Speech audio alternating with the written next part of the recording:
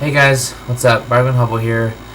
So it's New Year's Eve, so it's time to start answering the questions you guys gave me. And let's get right to it. So the first question is from Pragmatic, and he asks, has there been a game this year that disappointed you, or would you say there was a game that greatly exceeded your expectations? So, I really can't give an answer for the second part just yet, because that ties into another question I got from somebody else, but for disappointment this year, okay. I really should have expected this, but this game was called Hentai vs. Evil. Long and short of it was, I was at a friend's house, I was pet sitting, and I was just kind of browsing the Switch eShop. I had some money bringing home in my pocket, and I saw it. Literally, like I said, it was called Hentai vs. Evil. So, I go into the store page, and you can like look at screenshots and whatnot, and you could tell, just from that stuff, that this was a blatant asset grab. This guy, or whoever it was, just grabbed a bunch of assets off the Unity store, slapped them together, called it good, threw it on the Switch shop. But I just had to see, was it really that bad? I knew it was going to be bad, but was it that bad? So, I bought it, and the process of buying it, downloading it, playing it, and finishing it, all that, took less than an hour. I thought this game was going to be so bad, like sink so far below 0 would swing back to 10, but it just hit 0 and stayed there. Really should have seen that coming. That said, I'll keep it on my Switch because I like to torture people with bad games. Alright, next set of questions from J-Chip Show, whose first question is, what is your favorite cover art? Well, I can't give a specific one as like all-time favorite cover art, but I can give one like that I prefer over another cover art. So, for Death Jr., long story short, a couple years ago I wanted to get all the Death Jr. games, ordered the first one, didn't realize until it was too late that it was the European version, but that's when I found out that the PSP is not region locked, and the European cover art for Death Jr. is like 10 times better than the American, and I will let you go Google that in your own time. So that's my answer to that. And the second question is, how many consoles do you own? I won't list out every single console I own because I don't want to have people see this and go, hey, let's go rob this guy. But 28 consoles grand total, and I intend to get more as I go. I want to grow that number. The third question is, what's your holy grail in your game collection? Oof. I'd have to say Wario World on the GameCube, because that I got it complete, and it was kind of pricey. It was just shy of $100, but I was at a swap meet and I saw it and it was complete and the disc was really good, and I had to meditate because that was a good chunk of my money, but I knew if I didn't someone else was going to, so I had to just pull the trigger. Alright, and his next question is, has there been a game that you thought would be bad at first but changed your mind and think it's great? Or good at least. So, this one's a bit of a story. So this kind of ties into the pragmatic second part of his question, but back in 2009, I was in high school, and it was Christmas morning, and I opened up Dragon Quest VIII Journey to the Cursed King on the PS2. Never heard of Dragon Quest, didn't know what this game was, and didn't even want to try it first, so my parents said, look, play it, if you don't like it, we'll return it. So I played it and wound up loving it. So I didn't think I was going to like Dragon Quest, but now it's like one of my favorite franchises. I still never beaten Dragon Quest VIII, but that's on the docket for 2023. God willing, we'll see what happens. And J-Ship's final question is favorite gaming snacks and drinks. Well, for drinks I like the soda, usually Mountain Dew, but just soda in general. And for snacks, usually like just finger foods, like, you know, just chips and whatnot, just something I can just quickly just grab, eat, keep playing, that kind of thing. Next question is from Clary, your Clary godmother, who asks, why are you so awesome? I know, Clary, why are you so awesome?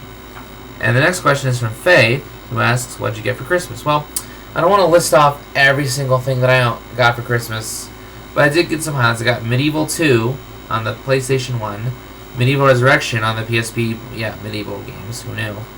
And I got Scooby-Doo 900 Frights on the GameCube, and I'll just leave it there, because I don't want to list off all my presents.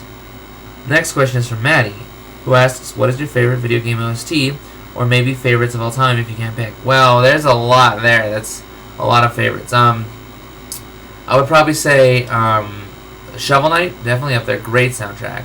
Shovel Knight Dig is really good too, but I wouldn't call it a favorite just yet. But yeah.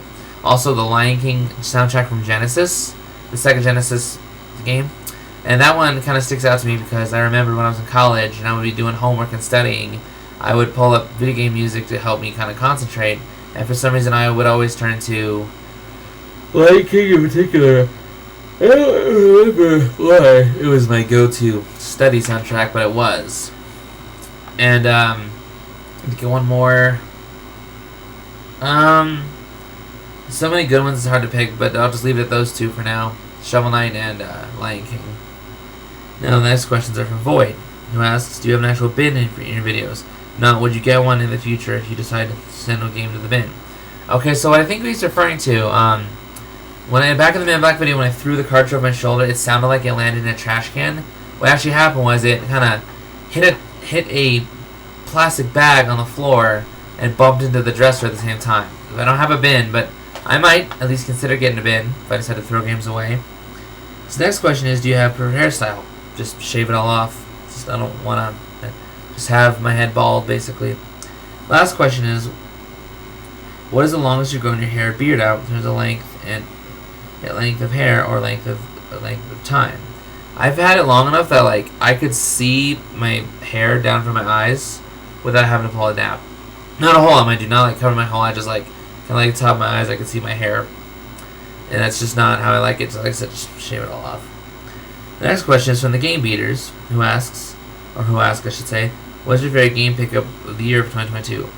Golly, that is a really tough one because there's so many cool stuff. I mean, so much cool stuff because in January I got a Switch OLED, then here in December I got a Steam Deck, and I got a lot of good games. Gosh, it's hard to pick. Probably would have to say the Steam Deck though, because I've basically been playing that non-stop since I got it. So probably just say that. The final question is from Pure Retro Colorado, who asks, what's a game that's so bad even Bargman Hobo didn't try and beat it even though you could have? Ooh, man. I'd have to say Ninja Gaiden, or Yaiba Ninja Gaiden Z on the Xbox 360. It was a beat 'em up that fell into the trap of making itself seem harder than it really was by being super cheap. And I made it all the way to the final boss. And the final boss was super repetitive, super annoying, and it was super long, and if you died, you had to start the whole fight over again. Even if you got just about the last hit, because I was about to land the last hit, and a monster came and killed me right at the last second. So I had to start the whole fight over again. So yeah, Ninja Gaiden Z, that game was fine at first, but the problems it had just kind of snowballed and eventually became too big to ignore. Or another game I could say that it was just so bad I didn't try and beat it. That's Santa's Xmas game that was just so monotonous and boring and just didn't work. It should have stayed a mobile game and did not need to be a console game. So I'll just say those two. Well, that's my questions this year, guys. Thank you for everyone who asked me a question. Really appreciate it. Some of these really made me think, so good job.